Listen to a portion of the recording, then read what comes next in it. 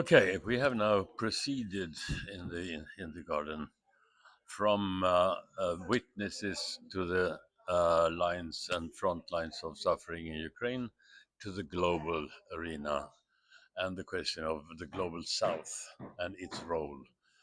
It's been an absolutely fascinating conversation between different voices, international voices, and also Swedish voices, the various actors that are in play, including Folke Academy.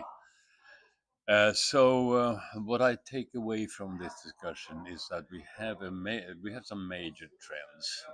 Some are asking whether it's right even to use the name Global South because it's has a sort of pejorative tone to it, or diminishing, or reductionist tone, maybe. But we lack some other terms. But we are talking about not the West and not the East, but a third category. We used to say the third world, but that too is somehow seen to be obsolete.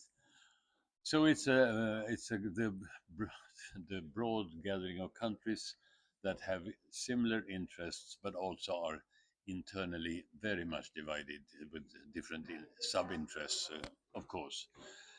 One of the key takeaways from the discussion was that without the restoration of a spirit of and practice of functioning multilateralism, and in spite of all the efforts that the Läkarmissionen and SIPRI and all others bearing witnesses in this conference to what is being done right now, without a genuine restoration of a spirit of multilateralism, there is a big risk that we are losing the battle against the disruptive forces, because in those same countries that we summarize as global South, we have an enormous set of new challenges. We have the wars in the DRC, Congo, and in Sudan, and we have enormous flows of refugees from Sudan to neighboring Chad and South Sudan, where there is also civil war emerging. And then, of course, we have the Middle East and the current crises there. So this is one thing, the gloom and doom, or at least gloom, concerning the fate of countries that are suffering from conflict, and they are suffering from climate change, and they are suffering from migratory moves that needs a lot of support in order to save lives in so many ways.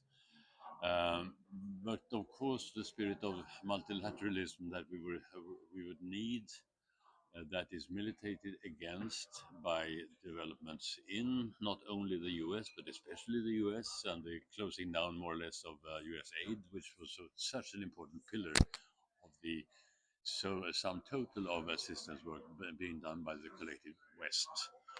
But with the trend in the US, we also have similar trends in other Western countries, Sweden included, reducing their aid budgets and therefore being less active.